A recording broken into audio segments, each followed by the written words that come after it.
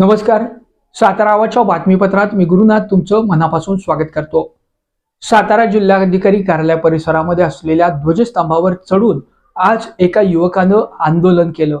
यामुळं सातारा जिल्ह्यात एकच खळबळ उडाली. सातारा जिल्हाधिकारी कार्यालयाच्या सुरक्षिततेचा प्रश्न या घटनेमुळे पुन्हा एकदा ऐरणीवर आला आहे. हाकेच्या अंतरावर असलेल्या पोलीस चौकीचा उपयोग तरी काय, अशा चर्चा आता जिल्हाधिकारी कार्यालय परिसरात सुरू झाल्या आहेत. घरगुती वादाच्या कारणातून एका युवकानं सातारा जिल्हाधिकारी कार्यालय परिसरामधील असलेल्या ध्वजस्तंभावर चढून अनोखं आंदोलन केलं.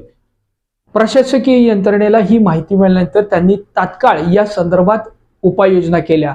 या संदर्भात आपत्ती व्यवस्थापन असेल, त्याचबरोबर अग्निशामक दल असेल आणि एकूणच महसूल विभागातील पोलीस प्रशासनातील सर्व प्रशासकीय अधिकारी यांनी या स्तंभ परिसरामध्ये एकच गर्दी केली. सर्वांच्या प्रयत्नातून या आंदोलक असलेल्या युवकाला विनंती करत असताना, त्याला सूचना करत असता तो काही केल्या येत नव्हता.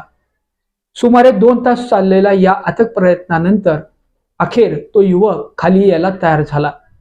त्याचे वडील देखील त्याच्या सोबत होते.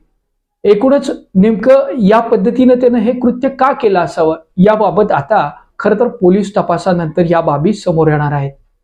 राष्ट्रीय अस्मिता असलेल्या ध्वजस्तंभावरती चढून आंदोलन करण्याचा प्रयत्न केल्याबद्दल या युवकावर शहर पोलीस ठाण्यामध्ये गुन्हा दाखल करण्याची प्रक्रिया आता सुरू झालेली आहे. सातारा जिल्हाधिकारी कार्यालयाच्या बाहेर वेळोवेळी विविध प्रकारचे आंदोलने हे नित्य होत असतात. मात्र पालकमंत्र्यांच्या दालनासमोर, पालकमंत्र्यांचं असलेल्या कार्यालयाच्या समोर असलेल्या ध्वजस्तंभावरच आज एका युवकानं हा आंदोलनाचा पवित्रा घेतल्यामुळं एकच खळबळ उडाली. सातारा जिल्हाधिकारी कार्यालय परिसर म्हणजे आओ जाओ घर तुम्हारा अशी परिस्थिती झाली आहे का, असा देखील प्रश्न आता उपस्थित झाला आहे. या परिसरामध्ये तळीरामांच्या माध्यमातून दारूच्या बाटल्यांचा खच देखील यादी सापडल्याचं वृत्तांकन आपण केलेलं होतं. संबंधित प्रशासनाने याची दखल घेत या संदर्भात तात्पुरत्या कारवाईचा सोपस्कार पार पाडला. मात्र या घटनेमुळे येथील सुरक्षेचा प्रश्न पुन्हा एकदा ऐरणीवर आला आहे. संबंधित सातारा जिल्हाधिकारी संतोष पाटील, त्यांचं आपत्ती व्यवस्थापनाचं प्रशासन, या सर्वांच्याकडूनच त्यांच्यासोबतच जिल्हा पोलीस दलाचे पोलीस अधीक्षक तुषार दोशी आणि या सर्व मंडळींनी खरं तर या घटनेकडून बोध घेणं अत्यंत गरजेचं झालं आहे.